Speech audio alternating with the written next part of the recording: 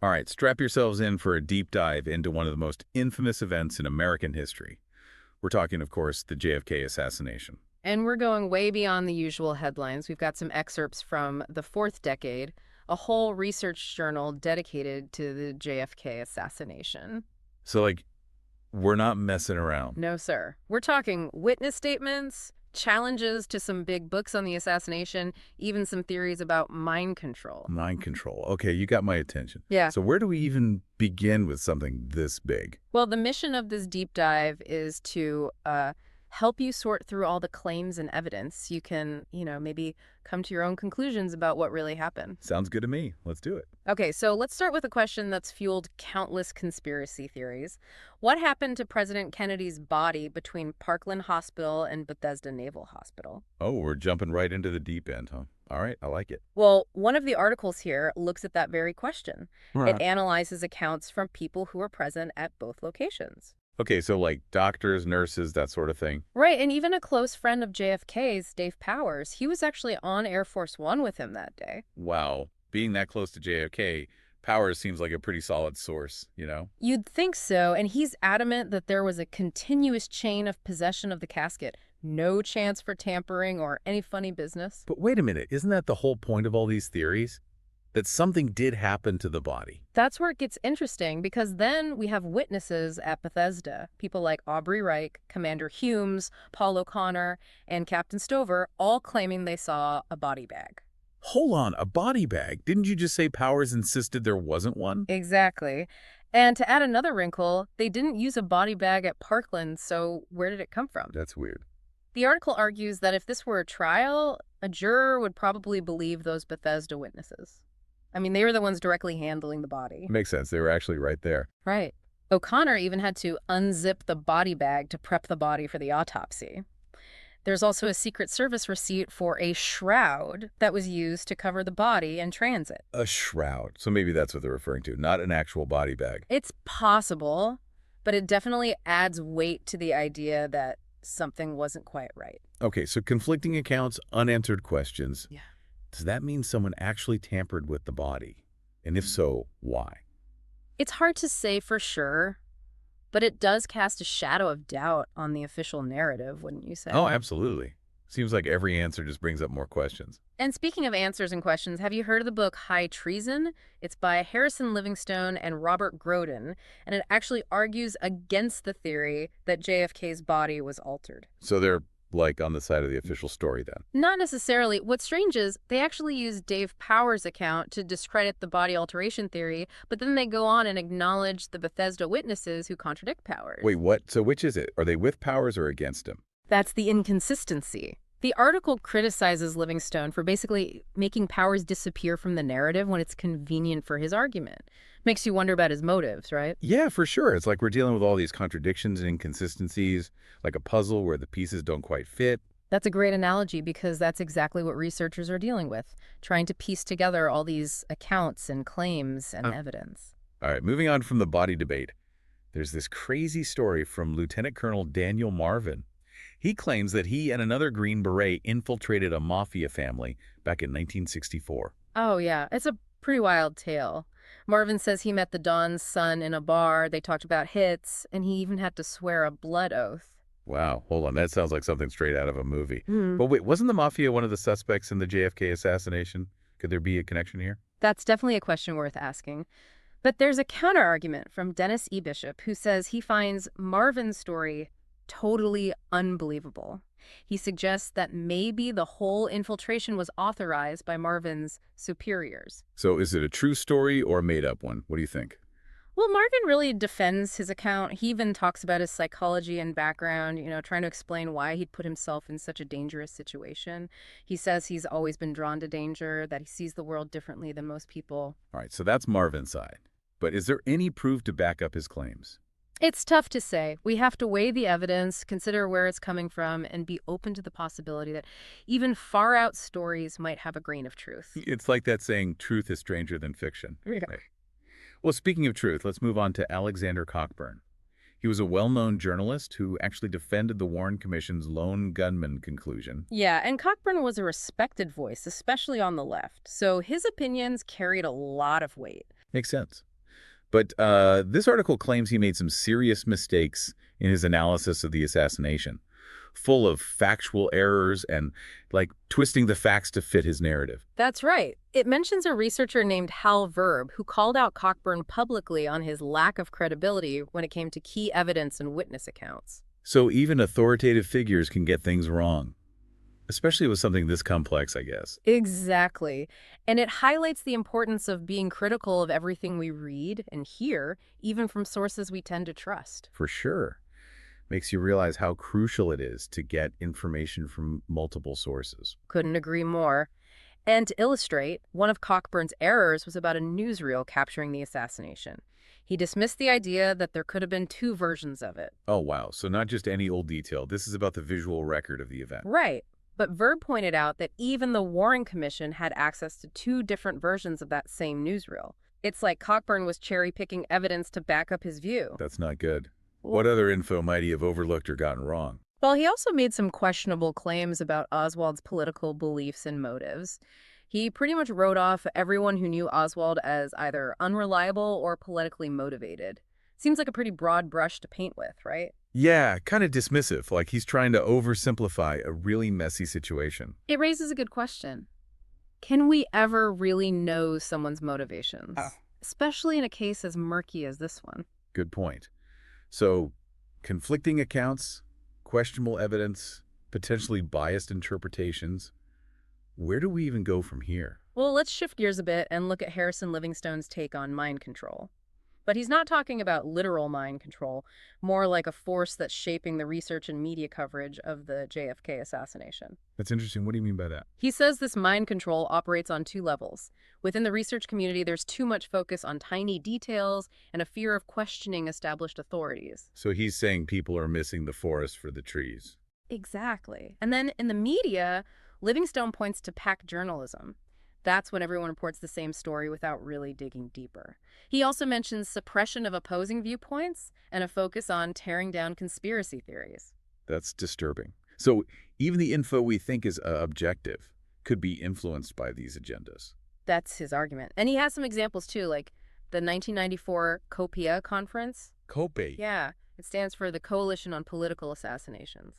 Anyway, this conference lacked focus, which led to really dismissive coverage from the media.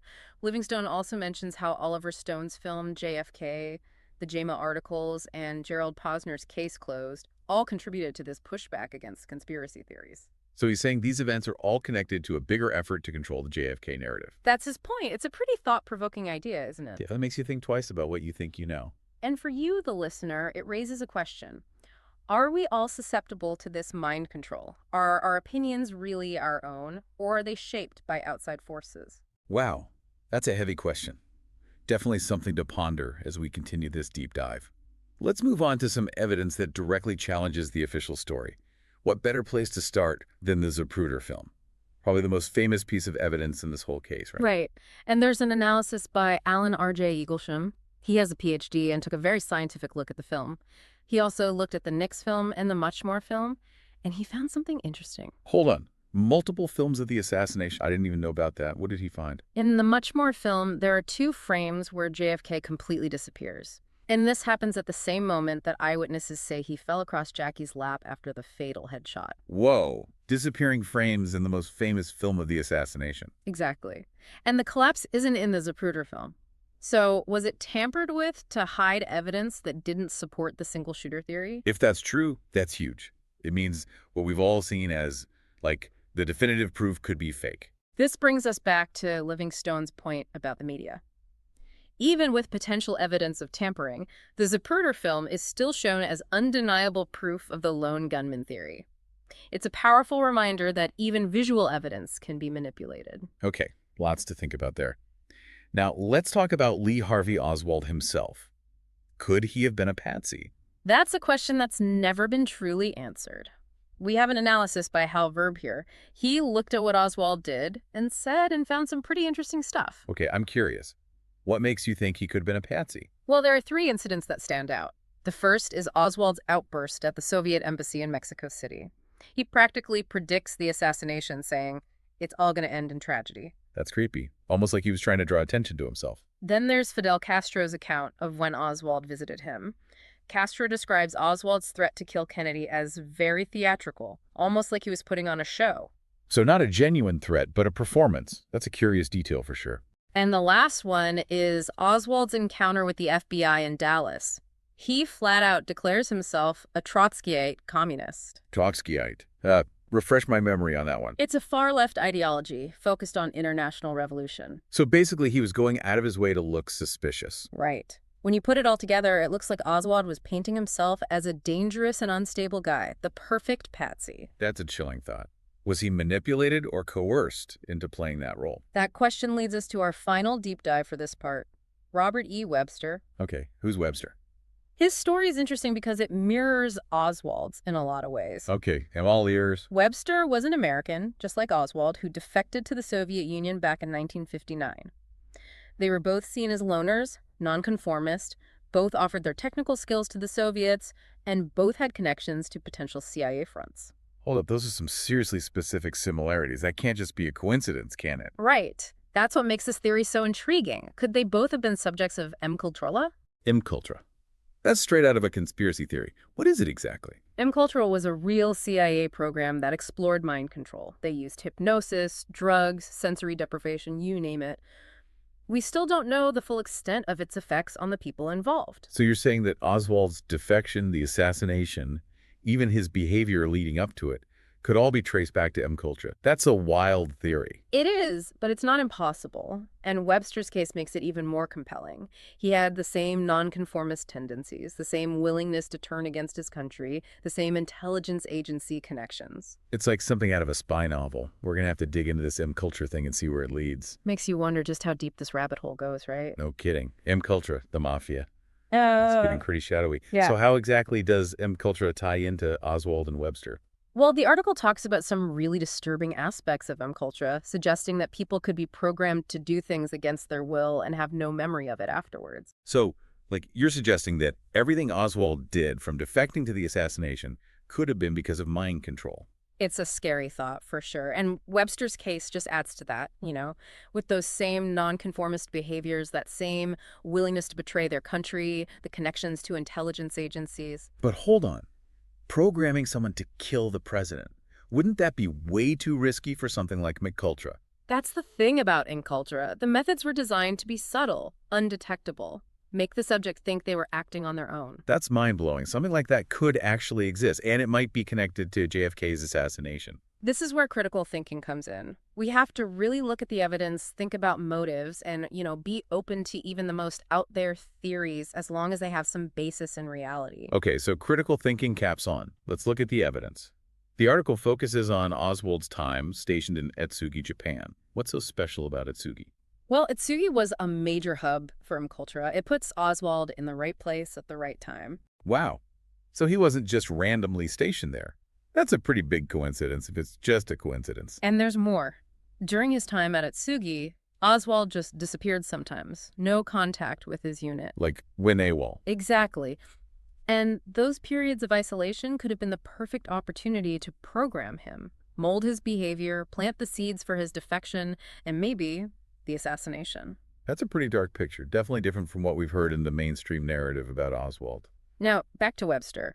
Remember, he worked at RAND Development. Yeah, that had ties to the CIA, right? Right. So could he have been programmed there? It's definitely something to consider. Possible, especially with all the similarities to Oswald's case. But do we have any actual evidence that connects Webster to MKultura? Like anything concrete? The article mentions Webster's connection to Christopher Byrd. He was a former Psy-War specialist for the U.S. Army in Japan and worked for the Office of Alien Property. He was also RAND Development's representative in Washington when Webster was there. Okay, so a former psychological warfare guy connected to Webster. That's kind of sus. Right. Makes you wonder about his role in Webster's recruitment or potential programming. And there are two other guys, Henry Rand and George Bickbinder, mentioned in the article, former OSS operatives, and they actually went with Webster to the U.S. Embassy in Moscow when he defected. Their presence raises some eyebrows. Why were former intelligence guys so involved in the defection of a, seemingly low-level plastics expert?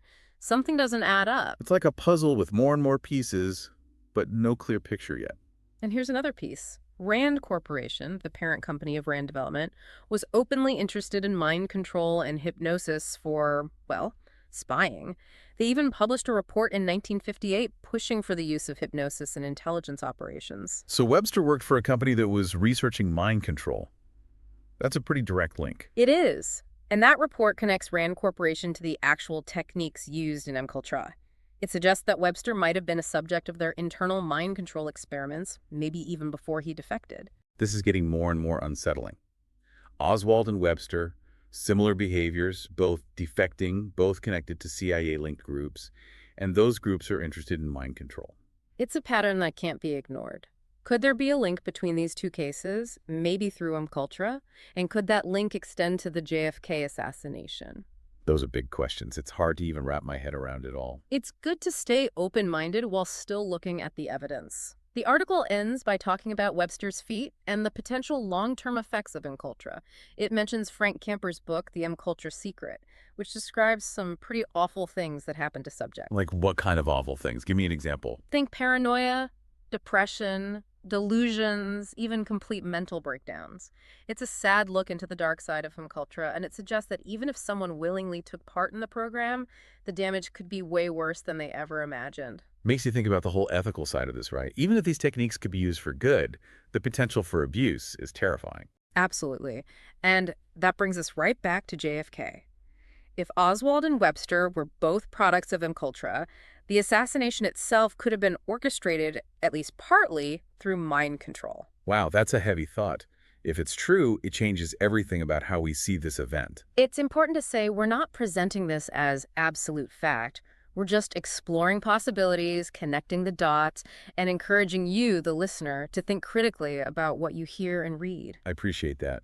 This whole deep dive has been a whirlwind of info and theories, and I need a minute to process it all. We've gone from conflicting witness statements to research papers, the mafia, and now mind control. It's a lot to take in. It's amazing how one event can spark so many different interpretations and lines of inquiry. What stands out to you the most? For me, it's those parallels between Oswald and Webster. It's really hard to just brush those aside as coincidence, especially with their connections to intelligence agencies that were clearly interested in mind control. I agree. The MKUltra connection is disturbing, and it makes you think about free will and how people can be manipulated. And if we connect that to the bigger story of the JFK assassination, it makes you wonder if anything we think we know about this event is even true. It makes you question everything. Were we misled? Was there a cover-up? Was the whole thing staged? This deep dive has hopefully given you, the listener, a fresh perspective on the JFK assassination, something beyond the oversimplified stories you usually hear in the media. We've only scratched the surface here, but I definitely encourage everyone to check out the source material for themselves and, draw their own conclusions. Remember, the Fourth Decade Journal is a gold mine if you want to really understand this event. It's complex and, endlessly fascinating. We've covered a lot today, from conflicting accounts to mind control theories. But before we wrap up this part of our deep dive, is there anything else you think we should touch on? Yeah, lots to think about. I feel like we've uncovered more questions than answers, but maybe that's how it is with a topic like this. It's less about finding the one right answer and more about just, grappling with how complex it all is. Yeah, I think that's a good point. We don't always get neat and tidy answers, but the process of exploring and thinking critically is important in itself. Right. It's like we're, sharpening our minds to be more skeptical, to question what we're told, to look deeper. Exactly. And I want to leave you, the listener, with one last thing to think about. Something that wasn't really in the source material. We talked about mind control being used on individuals like Oswald and Webster, but what if we zoom out a bit? Zoom out. What do you mean by that?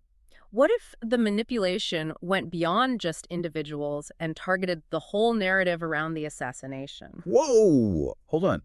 You're suggesting the entire investigation, the Warren Commission, the media, it was all part of some massive mind control scheme. It might sound a little out there, but think about what we've discussed already. Conflicting stories, evidence that could have been hidden, and this constant effort to discredit anyone who questions the official version. I get what you're saying. Those are all classic signs of a cover-up.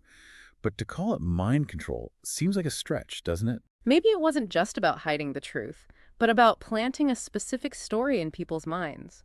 A story that would protect the people who were really responsible. A story that would shape how people saw the event and even history itself. That's a pretty unsettling idea. But I can see how it connects to those arguments about mind control affecting both research and the media.